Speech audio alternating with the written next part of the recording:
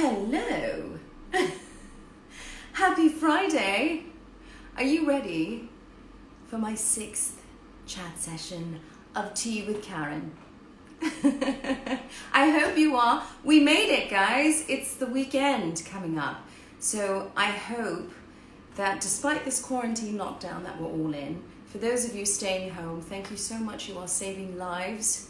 And for those of you who are at work, working very hard to keep all of us safe, thank you so much for all that you do, for being on the front lines. So much respect and so much strength and love and support is being sent to you. You're probably wondering why I'm wearing a net over my face. It's because I have the fabulous and beautiful and amazing and inspiring and insanely talented Keegan Connor Tracy coming on the show. So I'm very, very excited. And we're here in my dining room today, guys, because, well, you might hear some hammering in the background, some drilling, and I'm hoping the HEPA filters are going to drown those sounds out. And we've closed every door around the house to insulate the sound. So we're here having a cup of tea. If you've got your tea mugs out, or your coffee mugs for you coffee lovers. So today's tea that I'm having is a Queen Anne tea from Fortnum & Mason's. So that's my tea in my Liberties cup, because that's very English, I thought. So I'm gonna take a sip, get all comfy, settle in, make yourselves nice and relaxed. So good to see you guys. Oh, Hayden says he's having kombucha. Hello, and Teresa says she's drinking water. Water's fine. Cold water, hot water with a lemon is lovely. Giovanna says she loves England. I do too. Not that I'm biased at all. Hello, Becky and 5LG Wright. And Video Nathan's here. Hello, love. It's so good to see you. So I thought we'd get a little bit comfy. I've got the piano in my in our dining room because we always love to play. We love to play whilst we're having dinner or friends, or when we could have people over. Hopefully one day soon. It's so good to see you guys. Thank you so much for tuning in on Wednesday with my bestie Luke Youngblood. Oh my God, we laughed so much with you guys, and it was just so great to have a catch up with him, and I hope he brought a huge ginormous smile to your face as well. I have been absolutely loving all your Tea with Karen challenges, your submissions. This challenge for today, I had asked you lovelies to pick a theme song. So kind of like an anthem song. I remember watching this show with my older sister. She loved Ally McBeal. And I don't know if any of you have watched it with Celista Flockhart. She's brilliant in it. And if you haven't, you can still go. I'm sure it's somewhere kicking about, Ally McBeal. It's such a wonderful show. And she had this theme song that she would play in her head that would kick in whenever she needed a bit of a boost of confidence, be it before she walked into a meeting or a presentation. So music is so powerful and so wonderful. And I know before I go into a meeting, or if I'm feeling a bit nervous or I need a bit of a pick me up, I just grab my headphones and I play my theme song. And my theme song changes from time to time. Right now, under quarantine, my theme song is by the wonderful Bill Withers, may his soul rest in peace, Lovely Day. Do you know that song? It's gonna be, oh, am I singing even the right tune and key? A lovely day, a lovely day, do do do do do do do. Do do do do do do do. Anyway, that's my song. It's just a feel good. It makes me smile. It reminds me that we are so blessed to be, for those of us who are able to stay at home and be safe and enjoy Mother Nature outside. it's the simple things in life that count so much. So that's my theme song, and it's been so wonderful to see your theme songs. 2 winners are going to be drawn out from a hat. Keegan and I are going to do that later on today. A big shout out of special thanks to Baxter Blue, because they have so lovingly gifted 2 winners today from the Tea Challenge a pair of anti-blue glasses, non-prescription, and they're really, really fancy. They're lovely, worth $100 each. So 2 of you will be receiving a lovely pair of Baxter Blue glasses. So thank you so much, Baxter Blue. Baxter Blue, thank you, thank you, thank you. That is so kind of you. And now, what else? I think there's a happy birthday shout out to Tom Brady. I missed it on Wednesday, so Tom, happy birthday, love. Sending loads of love to you, to England. And now I'm going to have one more sip of tea. Oh, it's so good to see you guys here. And I'm going to bring lovely Keegan on. I'm going to find to talk amongst yourselves. I'm so excited. I'm so excited. We've got some surprises up our sleeves. Look at, I even have my tea, I have my fascinator. We can just pretend we're going to Ascot.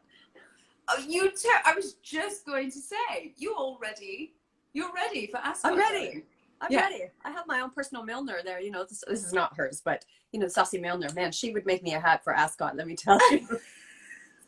You look absolutely beautiful, as always. Thank you. And I'm looking at your beautiful background.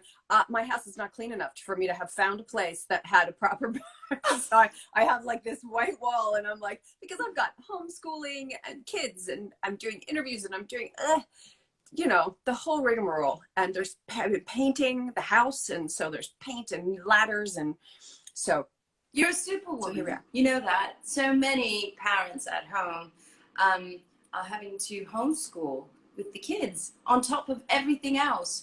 I have so much admiration for amazing parents like you, love, who are doing everything you can to make this much easier to deal with, you know, especially for the kids. So you're a super mama. Oh my gosh, I don't know about that, but we're surviving, and we haven't, you know, murdered each other yet.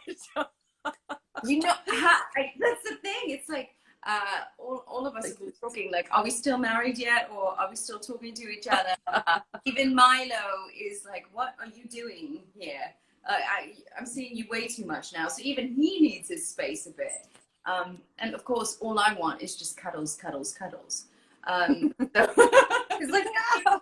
You see all these memes right now of all the animals, and the animals are like, when are the humans leaving? Even the animals are like, what is happening right now?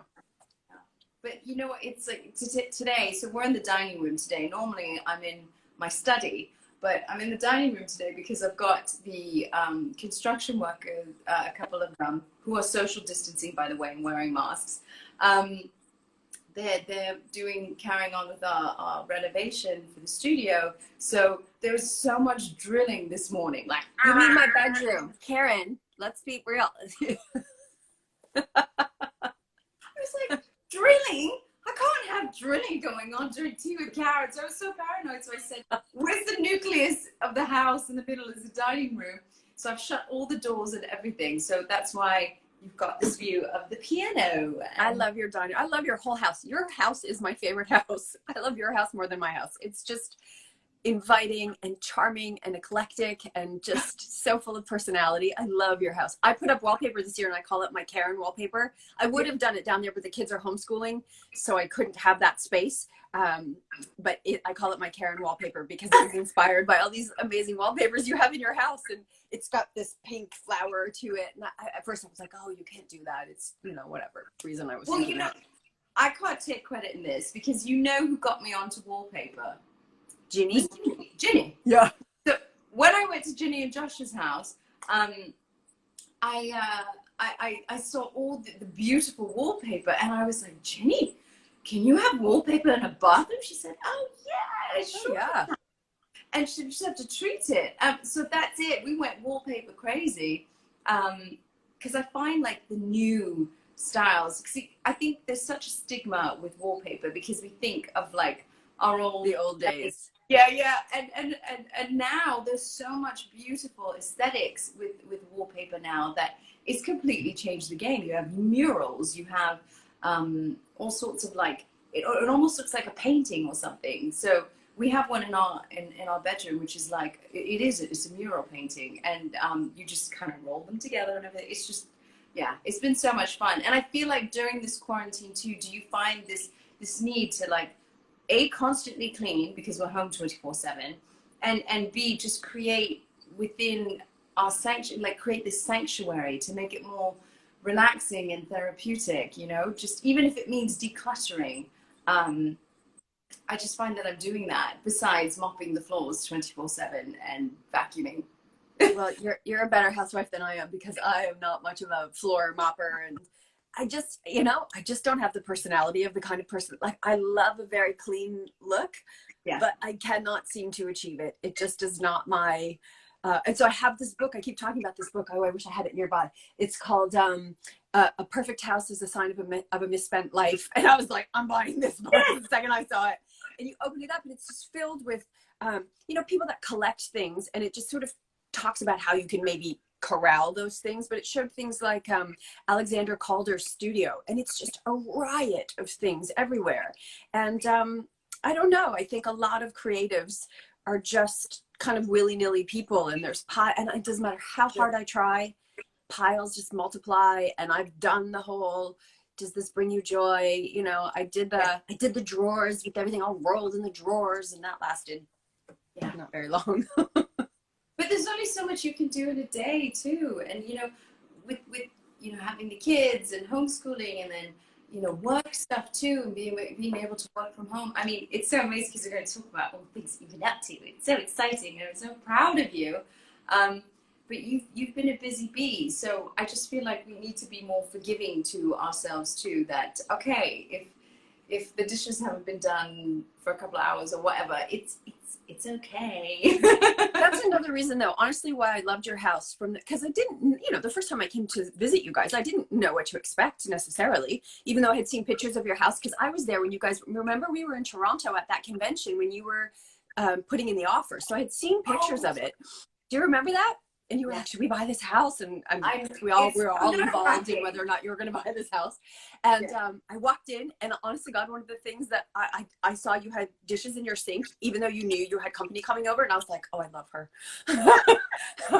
Honestly, like, I feel ill at ease in houses where everything is perfect. And so it's one of the reasons why I love your house, because it's still lived in, even though it's just this amazingly beautifully decorated home with so much like humor and heart and color, which I appreciate.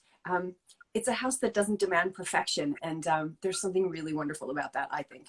Oh, thank you. It's just, what it's about just creating good energy, in the home, and just having that good energy just circulate through the house. I mean, when we were house hunting, I'm sure even when you were looking at houses too, you come across different energies in a home, and some of them I felt so sad or so heavy because they just felt unloved, and it just made me so upset. Like, this is a house that provides shelter, so you should show it love back. Like, I'm the type that, I will hug the walls and say, thank you. I love you, home. And I will hug my walls in the house with gratitude, because I'm just so grateful. Our house was built in 1941, and touch wood, it has withstood every earthquake here. And it's standing, and I hug it and hug it for dear life and say, I love you. I would too. I love your house. Like I said, my house is eclectic. It's quirky, but it means, pardon me? And full of good energy and love and creative energy too. Generally speaking, I think so. I wondered if it might be haunted when we bought it. And then I saged it, and I don't know, I've never had a moment where I thought that, but you know how sometimes you're in a house and you're like, Yeah, I know. Yeah. But then what? It'll be haunted when I leave. No, you've got to look at it this way, that if there's anything supernatural or this spirits or an energy, I will literally, Carl will find me. If I really feel that something's there, I'll just be like, okay, I send you tons of love I love and you. joy. And I wish you well. I wish you well. That's what I say. No, and I hope and pray that everything's okay. It's funny because I've been doing some of these cameo videos, and literally you will see a clear white orb that will come, and I'm like, oh, don't mind. That's Carl's grandma probably. She's dancing about. I'm like, she's probably joining in on the fun. So hi, Nana. It's like all that. I'll just acknowledge them and wish them well. I would love it if my Nana came and visited. I remember when my grandfather died, and we were very close. Like he sort of was like my dad, in a lot of ways, and just so important to me. And when he died, I was so convinced I would hear from him, and yeah, I still haven't. I'm really kind of pissed off about it. I'm like, Pippi, what the heck? Where are you? We had an agreement that you were going to send me a message from the other side, and so far I got nothing. But the night that my grandmother died, and my kids had only met her a couple of times. She died last year at 99, before all of this, in a care home. So honestly, I'm grateful that she went before this, because it would have been scary for both her and my family. But the night that she died, you sort of, at 99, you know that phone call is coming. We thought she'd make it to 100 just out of, pure grit. Like my Nana was just full of vim. But that night, so in the morning, my daughter got up and said, my oldest one said, I had a dream. I woke up in the middle of the night, and Nana was sitting. She didn't even actually call it a dream. She said, I woke up in the middle of the night, and Nana was sitting at my desk, and she was kind of stretching, and she was saying, oh, I feel so much better now, and I'm so glad I could come and see you. And she was talking about these things that I had never told my daughter, like somebody had hit my mom's little red car that she had just bought. And, why would I tell my 12-year-old about that? And she was saying, she kept talking about this red car that got hit, and it was really kind of wild. And I was like, how she visited you and not me? But then that was her way of saying, I'm okay. Yeah, I thought so. To say, oh, I feel so much better now. I thought, yeah, I bet you do. She was chair bound in the end. And the last time I went to see her, I remember walking past the room where they were all eating, and my mom sort of nudges me and points, and I said, yes, as in, yes, there's a whole bunch of old people. And she said, no, that's your Nana. And I didn't even recognize her. She just was a shell of herself, so and I'm glad. Such an achievement. 99. Yeah, it's no joke. Like when you think about, in the scope of humanity, how few people have seen 99 years, and had the, in some ways, good fortune to just die in their own bed. That's kind of all you can ask in life, right? It's just a peaceful way to go. Yeah. But, well, this took a sad turn. I know. Let's talk about tea. Here, I'll show you my tea. What tea are you drinking? I always had tea with my Nana, you know that actually, and just regular old orange pekoe tea. We call it Nana tea, because that was the tea that you had when you went over to my Nana's, and whatever amount of sugar you wanted in it. So we call that one Nana tea. Nana tea and orange pekoe. That's a good robust tea. Just like regular, yeah. So that's Nana tea at our house. This is what I have today. Ah. I think it's backwards though, right? The Fortnum and Mason, the rose and violet, and it's in these beautiful, like, I got this when I was in London last, when I went to see Victoria.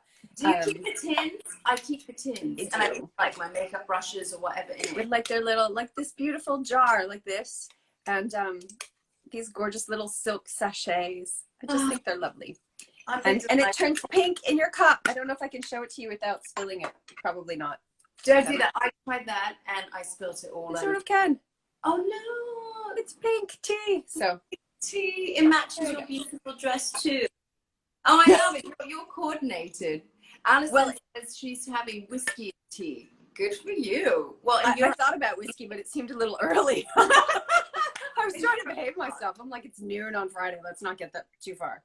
But I wanted to show you this one that I got, that I thought, this is the one that my littlest one wanted me to have, because she said it was Canadian. It's Maple Earl Grey, Canada True. There you go. Maple Earl Grey. Yeah. Ooh. It's good. And it's, I was about to give it to you to smell. Yeah, come on, let me smell. You know you've been in quarantine too long when in your... I should have had whiskey. You're going to think I had whiskey.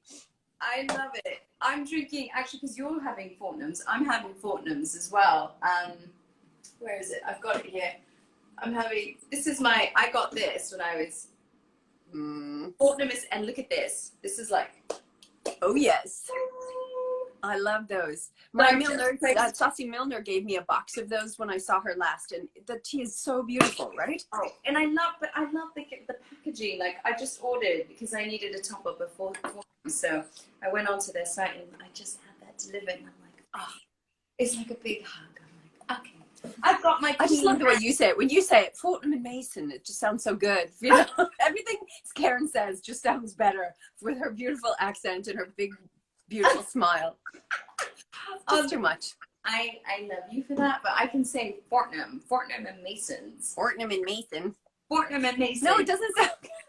I just made fun of myself. All right.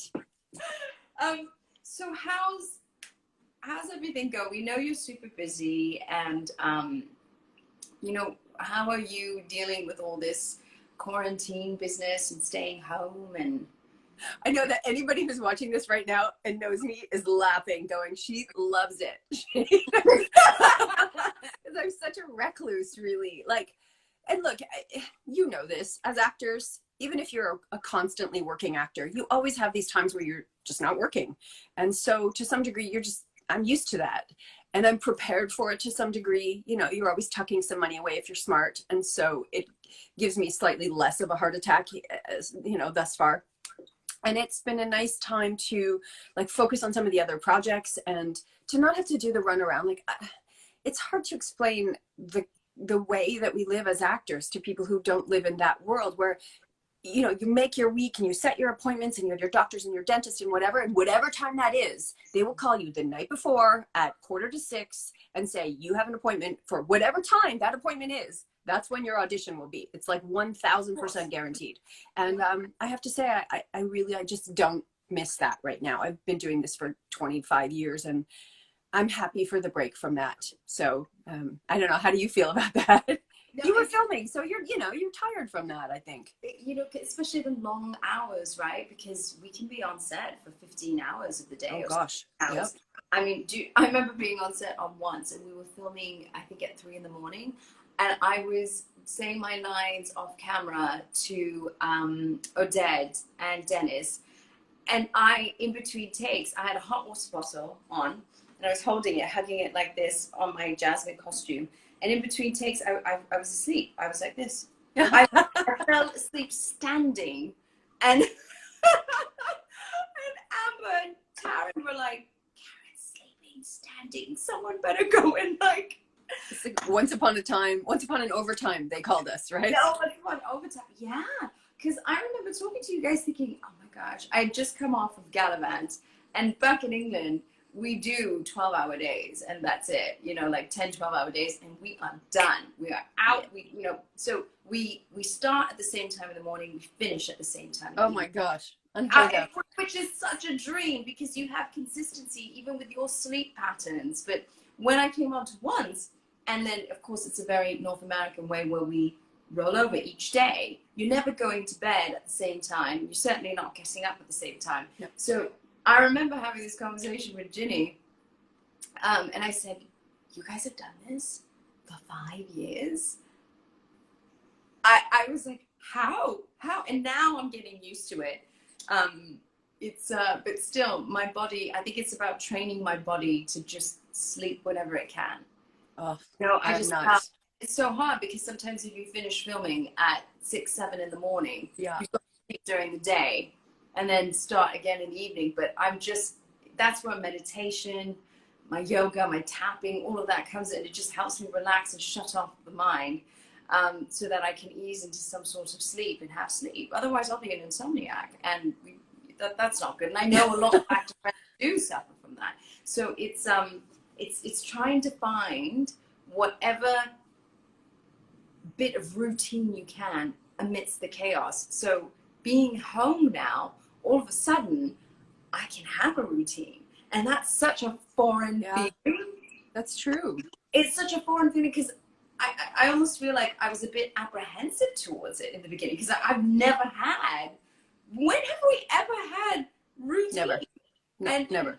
And so this is a chance and an opportunity for us to kind of experience routine and creating routine. And I've been reading so many articles from different therapists and psychologists, because mental well-being is so paramount and something so important we need to talk about, especially with what right now we're going through.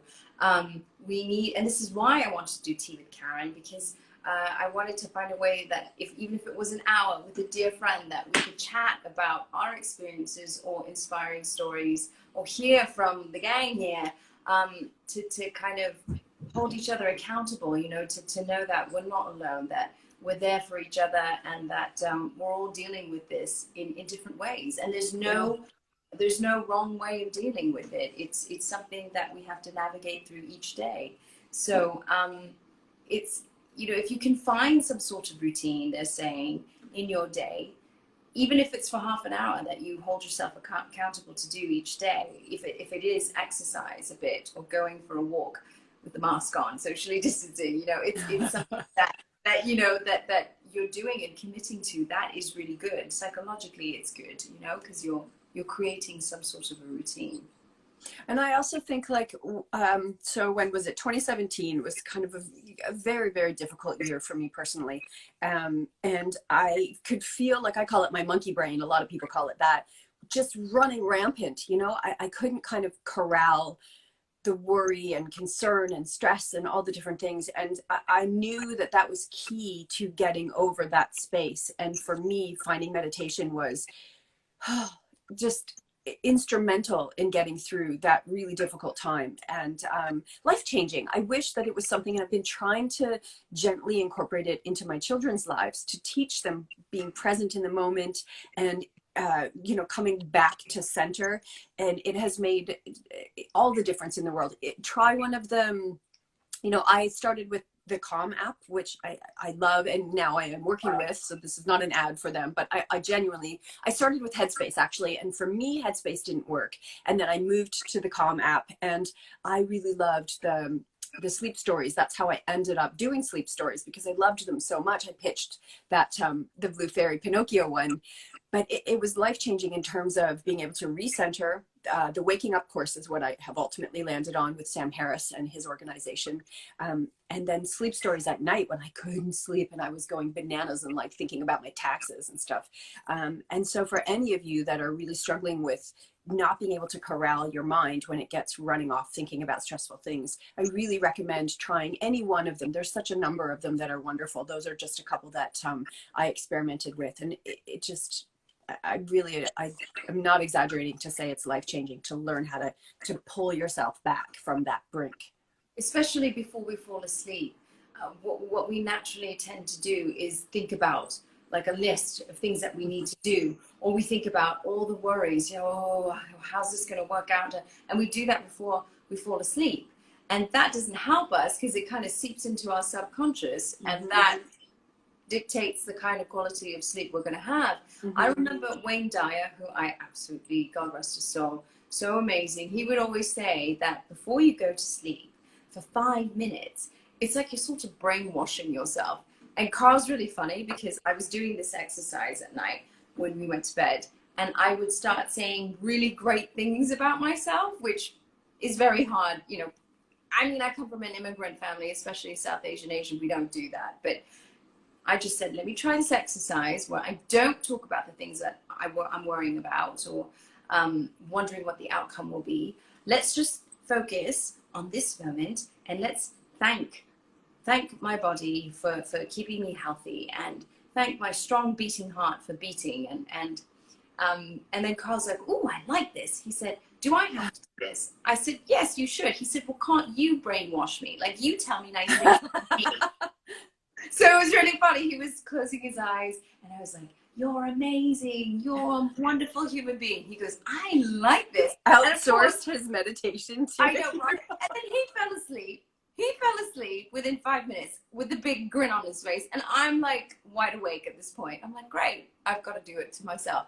But just doing that, thinking positive thoughts 5 minutes before you go to bed, what a difference it makes. Because I ended up feeling more rested and waking up in the morning feeling like I could take on the world. It's something, it's a switch of the mindset, you know? Yeah. So I was doing the same thing. I can't remember where I got that particular one, but with my kids at night, I found it easier when they were little, when I could, when I was actually putting them to bed physically. But, and when we would read a story and all that, and now that they're older, that's more difficult to do. But one of the things I would do is say, name 3 things that you're grateful for and 3 things that you did well today. I cannot even remember where I got that one from. But, it's so easy to think about the stupid thing you said earlier versus saying, well, and I said it could be as simple as, I didn't leave my socks in the middle of the living room floor. Like, I'll take that as a thing I did well today. Yeah. And then I think sometimes we even said, what one thing I can improve upon is whatever. But, we ended always on the positive note of these are some, because it's so easy. And I think particularly for girls, I'm not saying this isn't true for boys, but girls, I think there is just this added layer of years of being told that you can't be enough because of X, Y, and Z, and how you look is so important and everything else. So to get them to refocus on some positive aspects of whatever is going on in their day at whatever age they're at. And I thought that's great even for grown-ups to just remember something you're thankful for. I'm thankful that no bills came in the mail today. That anything counts. Yeah, it's so true. It's just making that switch. And I did a couple of challenges ago, we did this tea with Karen challenge, which was a gratitude jar, and everyone got a jar and they would write on little pieces of paper anything that they were grateful for. And traditionally what I would do is I would write and add them in throughout the year, and then on New Year's Eve, oh, that's a great idea. New Year, we would open it and read it as a family on New Year's Eve. But now I said, if you need to check in once a week with that jar, do it. Because the minute that you tap into hourly, it's like the minute that you tap into your gratitude, all of a sudden you feel so much better, because you do realize that there are a lot of good things in your life. Yeah. There are lots of good blessings. And I think it's so important, especially with what we're all going through, is to hold on to whatever is good. Yeah, that's gonna make us smile, that's gonna bring us joy, that's gonna make us feel good about ourselves, and really being in tune with what we're feeling. And even if it does mean that we're feeling anxious or depressed or feeling down, it's so important to acknowledge those feelings and not run away from them. Acknowledge them. You kind of look, it's almost like you're making peace with them, and you're shaking their hand saying, okay, I know we're feeling this way, and I'm giving you a big hug because these feelings that I'm feeling right now are valid. But I'm going to take a deep breath, and I'm just going to put it in a little box, and I'm going to just send it up. Yeah, to the heavens, to wherever, and just let it go. And just because what you focus on, you create, right? And if you're constantly focusing on whatever the bad things are in your life, that's all you're going to see, and that's all the noise you're going to hear. And so even when it's hard, there's absolute, like another one. Oh, I'm just got thick. Yeah, oh golly, I don't want to have any shadow. Good Lord. Sam Harris talked about even at this very moment, look, and this is a different time from which he said it, but it has stuck with me that at any given moment, there are easily 1 billion people on this planet who would think that their wildest wishes had come true to be in your shoes at this moment. Me, a first world Canadian with healthcare, roof over my head, healthy children, healthy body, good career. Like, even when I have rough days, you're like, wow, there are people living in slums of Calcutta for whom my worst problem would be their joy. And I think it's really great, particularly for those of us who are fortunate enough to have been born in the first world, to just remember that there are literally billions of people living vastly worse lives. Oh yeah. And I can say, having been to India several times and worked there, and I have family there, the juxtaposition between the social classes are so stark, and I've met some amazing human beings that live in the slums, and their life is guided by gratitude, and they're so genuinely happy because they are with their family, their friends, the things that matter the most. And I was saying to these guys before, a couple of sessions ago, that that's when, for the first time, when I kind of truly understood what envy means. Because here are people who don't have a lot, and yet they live as if they're kings. They live as if they give of themselves and give of their hearts as if they have so much. And that was truly moving and so beautiful. So even they find the gratitude in the situations that they're in, and the survivors. And if one thing I know is that we are all survivors, you know, and you fall down, you get up 10 times, and you pick yourself up. It's that moment that truly, when we're tested in life, that's what really makes us who we are. It's all about just getting up again and just trusting that everything's going to be okay, and that everything is going to work out just the way it should. So I have faith. I have faith in humanity, and I'm very, very happy that there are. I'm so glad you do. I'm having some moments with humanity lately, let me tell you. I know, right? But then that's, yeah, like I said, we have to hold on to the good. The good stories, yeah. You have a lot of Q&As, my dear. I do? You do. Well, not surprisingly, there's so much love for you. So let me see. Divinax_ says, what is your favorite feel-good film?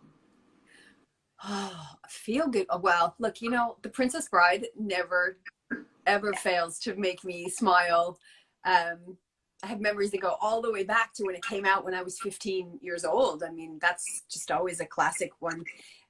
French films always make me happy because I just love to test my ear, you know. So I love Les Amants du Pont Neuf, The Lovers on the Bridge with Juliette Binoche. I love that film. I love Amélie. Like every time I watch that movie, it just makes me smile. When I was in Belgium, I met Dominique. I can't think of his last name right now. And I was like, ah! You know, I was just so excited. How can you not smile when you're watching Amélie? It's such. I can tell you how. Here's my story of this. Because when I went to shoot my film, I was like, I wanted to feel like Amélie. You know, I wanted that Amélie. I just said that so. Wow, Amélie. Sorry, mes amis français, je suis désolée pour ça, mon accent. But I was using that as an inspiration. And so I thought, I just had remembered it being this fantastic, funny, quirky little film with beautiful colors. And so I said to the girls, like, you have to watch this film. So I sit them down, and this would have been, whatever, 2 years ago. And completely forgetting that there's like the first scene that came up is the one where she's having sex with somebody, and it's like his naked bum, and they're on the bed, and it's going like, and my kids are like, you know, and I'm like, and I fast forward, I get through that, and I think, okay, that's all right. And then there's a scene in the sex shop where the guy's sitting there, and there's like those everywhere in the background, and you know, where's the remote? So that's how you cannot smile when you watch Amélie. When you're watching with your 7-year-old. It just reminded me of something. It's like growing up when I was at home, we only had one TV in the basement, and we would all have to watch TV together. Like if Dad wanted to watch sports, that was it. I mean, that's what we had to watch. But I remember I can't remember which movie it was. We were watching a movie, and my parents never talked to me about the birds and bees, or you know, about sex. They never talked about that with me. They're a bit more conservative, and so it was so funny because when a scene of this nature would come up on TV, my father's face was hilarious. His glasses would all of a sudden conveniently slide to the tip of his nose, and he'd be like this. He'd be like, Karen, can you go make me a cup of tea? Every time one of those scenes would come up, he would always say, can you go and make me a cup of tea? And I would laugh so hard. You know, to this day, we're watching a movie. He will say, oh, Mama, can you go make me a cup of tea? I'm like, how old am I now? It's okay. I understand about the birds and the bees. I know how it works now. It's habit. It's my habit. Go make him a cup of tea. So now I know that if there's a love scene that comes up, that's it. I've got to go make a cup of tea for Dad. But see, now I have a 13-year-old beautiful daughter burgeoning into her young womanhood, and she's doing a lot of TikToks that are giving me the like, holy cows, when I watch them. I'm going to be starting to say, hey, can you go make me a cup of tea? I know. Put whiskey in it, because is that a new meaning now? Cup of tea means go make a cup of tea. I can't handle the sexuality of this moment. Please be on your way. Yeah. Oh, the joys, the joys. I don't know if it's easier to raise boys, but girls are giving me a heart attack, I'll tell you. Oh, my sister has 2 boys, and I love my nephews dearly, but I think it's every parent, you know, when they're growing up, they're trying to find their voice, you know, they're forming their identities, and it's a beautiful thing to watch, and it's also, you know, kind of really terrifying. Yeah. Oh no, because you just want to do everything to protect them and all that. No, I love my nephews so much.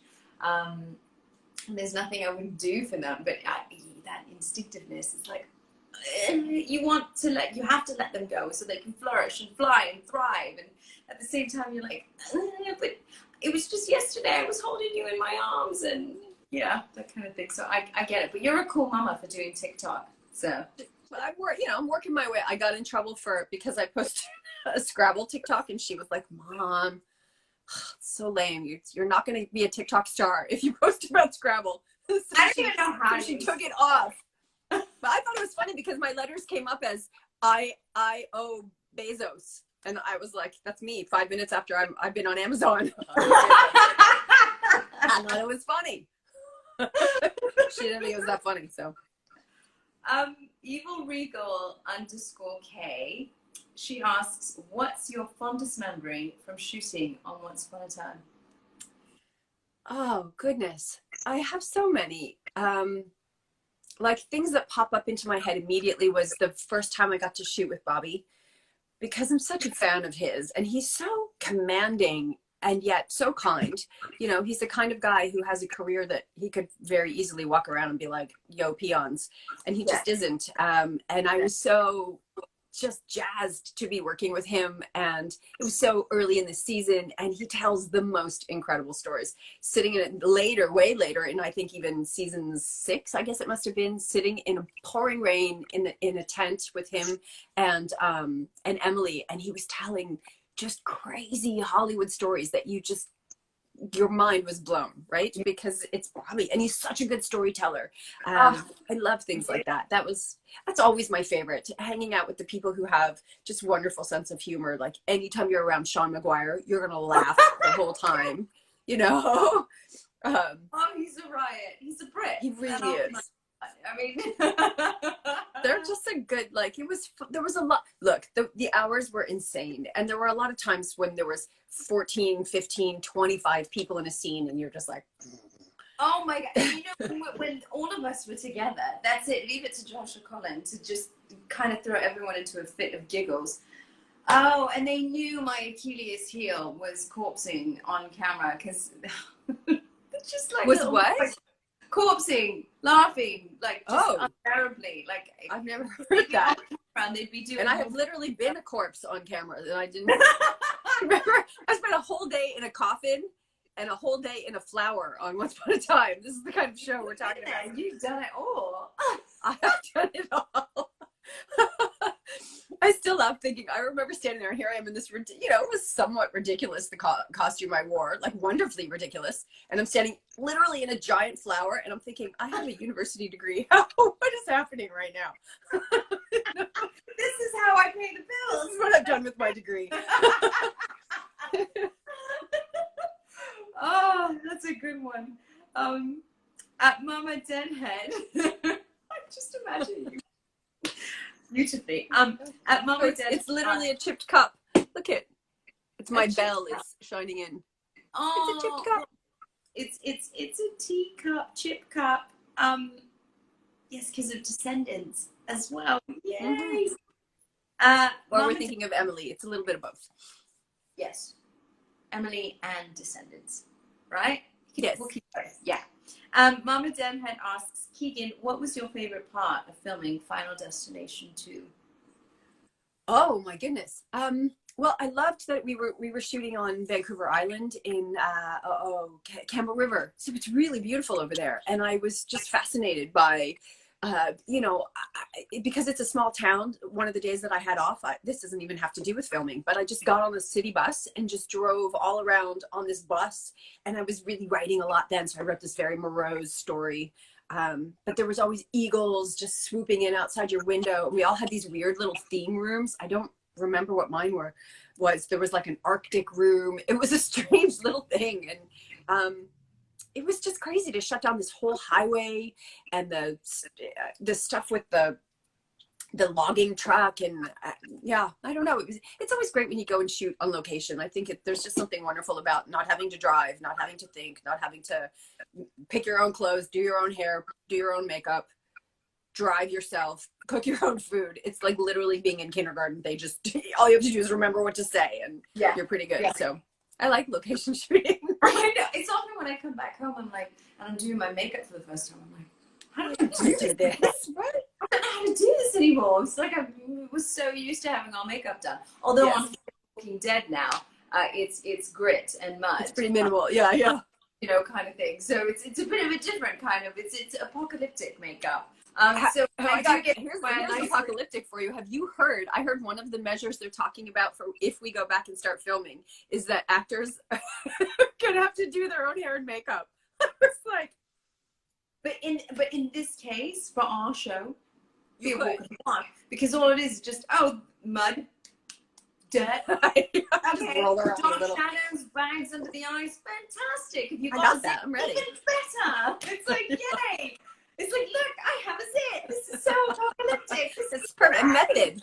Yeah, it's all like method. So I'm not, for fear, I'm not worried about that. But if it's more the stylistic shows, I'd be like, oh my gosh, what am I going to be like? Oh man, and you have to do your own lighting, which I don't know. Yeah. Can you imagine? I think just shoot your own side at home. They'll just cut it together. It won't even matter if it matches anymore. People will just be like, give me new content. I think it's about, at this point, trying to find the most accurate kind of testing, because everyone's going to have to be tested before we even put on set. No. You know, so until that, they say that's going to take maybe 2-3 months, maybe. It could be long. I cannot even begin to imagine what our guilds every day are having to navigate through, because even when there's one possible solution, there's so many other buts, variables. Yes, you know? And so I can't even imagine. It's kind of like this spider that's just growing legs in all different directions, and I can't even wrap my head around it. But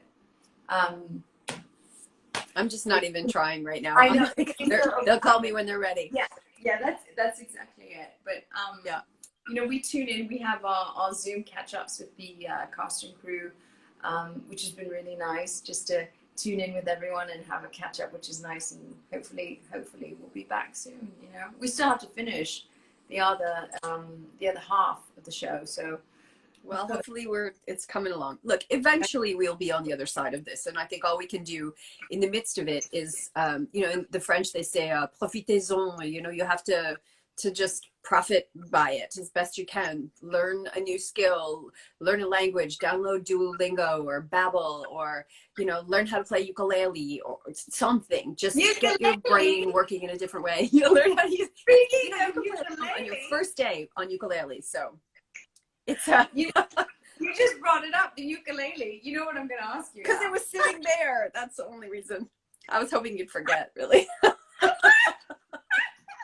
you know what? So Keegan came up with this fantastic idea of playing English Tea by Paul McCartney on the ukulele. And she was so great. I would forget. But look, we don't have to do it, but I would never live it down if I do, though. I don't know. With the hat and everything, right? What key are we And then I was like, I can't sing with Karen. What? Of course you can. I've heard you sing. Stop it now. Because you're a singer, and I'm like this plodding ukulele player. No.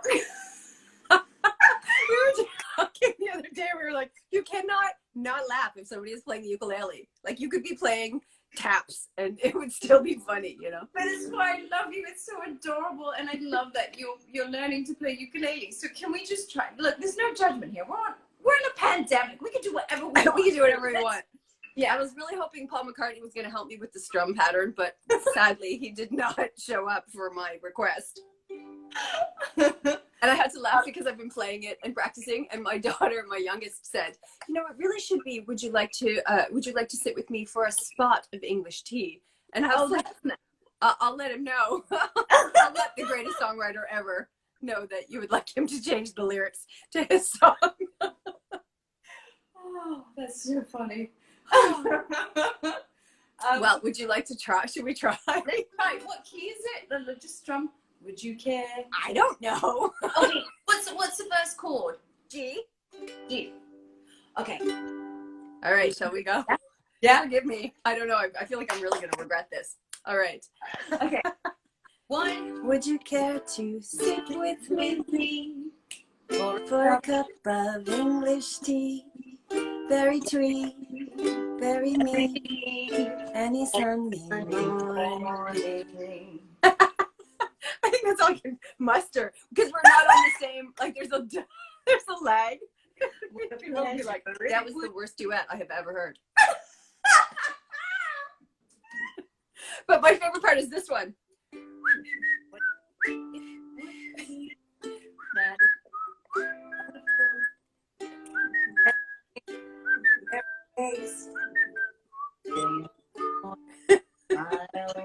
Miles of English garden stretching past the willow tree, lines of hollyhocks and roses listen quite attentively.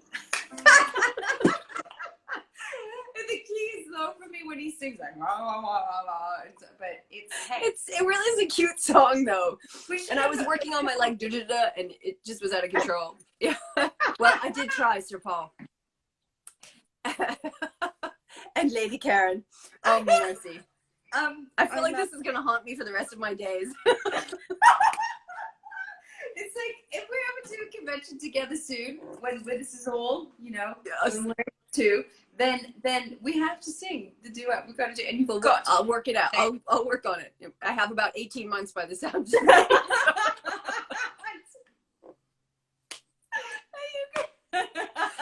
Oh, merciful heavens. I didn't even get to say the fairy cakes line. That was the best line for me. I know, especially Blue Fairy. Right? You could have said the nanny bakes and I would say fairy cakes. Nanny bakes. Where is my lady? I literally registered for this moment. Oh my goodness. We keep it real here. Real and honest here. That's about as real as it gets. Except for if I take off my hat and show what my roots look like, then that's getting really real. But that's all of us. Did you know Carl had to dye my hair? He had to dye because he's taller. He's 6'2". He can see, like, okay, here, you know, this is where it needs touching up or whatever. And I'm like, thank you. So This is why I wear hats. And pretty soon I'm going to be wearing my hat like this. No, that's a tragedy. You should never cover up a beautiful canvas. Oh my goodness. Oh my. Okay, we have And this is with not even having scotch. So, okay, sorry. Is there another one or two questions I can answer? We've got 6 minutes left. So, Okay. At Emmy_PhotoFun, she asks, best advice you have ever been given? Oh, wow. My very first series, Beggars and Choosers, I worked with Stuart Margolin, who is a storied actor and director. And I just gelled with him. And I remember saying to him, because I was still fairly new, and saying like, what would be your advice or whatever it was? And he said, love nothing. And I thought, and we're talking about in the scope of being an actor. And I just thought that was such brilliant advice, because, you know, you make a choice and you think this is the choice it's so genius and I love this and I'm gonna hold on to it. And you can't. You have to just do it and let it go, because they're going to cut around it, or you get cut out sometimes, or, you know, they tip you a different way, or the director needs you to face this way, or whatever it is. And so if, you know, it's a little bit like the kill your darlings of writers, just love nothing. And it stayed with me now for 20 something years. So really just don't get too attached to your choices. You know, I guess that's what it is. It's about keeping an open mind too, right? Because things change, and I know change can be scary for some, but my dad always told me growing up that where there's change, there's hope for something better, where you're constantly growing, you're constantly learning and thriving. And he said that's all part of our journeys, that's all part of life's journey. He said, For sure, that crossroads are actually a blessing in disguise, and it's all how you choose to look at it. So yeah, I like that. I like that. We have one more. Okay. At Sarah.Lawler14 asks, one moment in your life you would go back to. Oh, there's a couple of things that pop to mind. One is when you have your very first baby, that newborn first couple of days, that your mind is utterly blown by looking at this little person, and nothing else in the world makes any difference. And you're so enthralled by their very existence. That was a moment in time that to the end of my days I will hold. It was really marvelous. What comes after it is not always so marvelous, but that first, you know, oh, I just loved that. And then the other thing that popped up immediately was the summer I spent in France with my children a couple of years ago. I rented a farmhouse in the south of France, and it was just marvelous in all the ways, because I love France. That's no secret. I talk about it all the time. And you know, you work with the clay of that memory. And so I don't remember all the times when it was a pain in the ass to do everything myself for 2 children, and they were staying up until 11 o'clock at night and whatever else. So I would go back to that. It was just marvelous. My little one was only 4, and every day we would go down to the river, and it was just so simple. I didn't do any social media. I just turned all of it off. I said, don't call me for work, none of it. And it was glorious. So that's definitely one. That's a great question. It's important, isn't it? It's so important to take those moments where you're just very present in what you're doing, whatever it is, you know? That seems to be the theme of our day, right? Being present. I know. Yeah. Because you're present. You are. I miss you so much. I miss you too. You know, the beauty of Once Upon a Time is also the friendships that transcend from that show. And no matter how near or far we are from each other, I just feel like, you know, look, you can pick up the phone and there you are, have a good old natter, catch up, so true, and have a giggle and laugh hard, and that's what helps us get through all this, you know. You brighten my day, especially with the ukulele playing. You'll be laughing at this for a long time. No, I'll bring it next time I visit. We'll just sit by the pool. We'll play some ukulele. I'll play Ukulele Lady. I love that song. It's so silly and funny, but we'll play that. Because Carl misses you and Mina misses you. So you've got to. I can't wait to the day that, you know, we can just open up and do this again. Absolutely. I know. Yeah. But it's just we're gonna cook so much good food. It's gonna be insane. You're quite the good cook. I am, unfortunately, yes. Yeah. And a baker. It's not helping me out, you know? No. But you, I mean, A, you look amazing, but B, you cook like a dream. And I've told you about this, that you should do your videos, your cooking bits, because Keegan is a fantastic cook. I'm threatening, Karen's talking about, because I've been threatening for years, actually, to do something called In the Kitchen with Keegalicious or something like that. It's a lot like what she's doing, Tea with Karen, but have some of my fancy friends come by and we'll cook a meal. Now, of course, we'd have to do it remotely, but actually, yeah. But it's such a brilliant idea, because your effervescence and your positivity and everything, and your passion for food and all that is just, you know, I'm championing this idea. So I'm just putting it out there. You can be my first guest. It will be In the Kitchen with Keegan and Karen. Yeah. And Carl. We'll invite Carl too. All the K's can come. Yeah. Oh, it's 1 o'clock. I can't believe we're done already. Holy cow. I know, but here's the good news is that anyone watching, you can catch up on our lovely chat and Keegan's ukulele playing. And I say that endearingly, by the way. You can catch up on this on my YouTube channel, Karen David TV. But the teawithkaren.com website is now going. It's live. It's live. Go get it, girl. She just texted me just now that the website's gone live, so everything's up there, so everyone can watch the different tea sessions. So I want to say hi to my mom because I think my mom is watching. I only just remembered now. Hi, Mama. And I think I'm watching too. So hi, Mama. Hi. I still have my ear. I don't have them on today, but the earrings that I got at your mom's shop, I love them. I was wearing them like 2 days ago. That's right, because you went to go visit Mom at. I did. Yeah, we had a lovely visit. It was so nice. I was there. I went to see Kelly, my friend that's the saucy Milner, and then because she was in the, what do you call it? What's it called? The distillery district. Distillery district. And so I was like, well, I have to go see Karen's mom, of course. And she was so happy to see you. And of course, when Keegan came into the store, Mom's face just lit up, saying, "Oh my gosh!" And yeah, that was it. She had to see your mom is so cute. Oh, she loves you dearly. I'll see her next time I go to Toronto. Whenever we're all traveling, we have lots of plans already. Yeah, you've got to go over for dinner. She cooks a good curry. That sounds great. Yeah. I'm in. Sign me up. Well, you have a lovely afternoon, love. Thank you. You too. It's so great to spend time with you. I love you loads, and thank you for having a cup of tea with me.